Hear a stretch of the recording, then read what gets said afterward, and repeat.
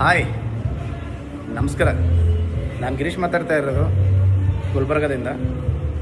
ಇವತ್ತಿನ ವಿಷಯ ಏನಂತಂದರೆ, ಬರ್ತಿರಲ್ಲ ಫಿಸಿಕ್ ಸ್ಟ್ರಾಂಗ್ ಆಗಬೇಕು, ಸ್ಟಿಫ್ ಆಗಬೇಕು, ಮಸಲೆಲ್ಲ ಗ್ರೋತ್ ಆಗಬೇಕು ಅಂತ ಅಂತೀರ. ಇದು ಎಲ್ರಿಗೂ ಬೇಕು, ಒಳ್ಳೆಯ ವಿಷಯನೇ.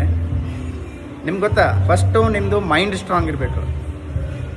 ಫಸ್ಟ್ ನಿಮ್ಮದು ಮೈಂಡ್ ಸ್ಟ್ರಾಂಗ್ ಇದ್ದರೆ ಫಿಸಿಕ್ ತಾನಾಗೆ ಸ್ಟ್ರಾಂಗ್ ಆಗುತ್ತೆ. ನೀವು ಬರ್ತಿರಲ್ಲ, ಫಸ್ಟ್ ಆಫ್ ಆಲ್ ನಿಮ್ಮ ಮೈಂಡೇ ಸ್ಟ್ರಾಂಗ್ ಇರಲ್ಲ, ಎದ್ದೇಳಲ್ಲ, ಬಿಡಲ್ಲ. ಸೊ ಹಾಗಾದರೆ ಫಿಸಿಕ್ಸ್ ಸ್ಟ್ರಾಂಗ್ ಆಗೋಕ್ಕೆ ಸಾಧ್ಯನೇ ಇಲ್ಲ. No other option.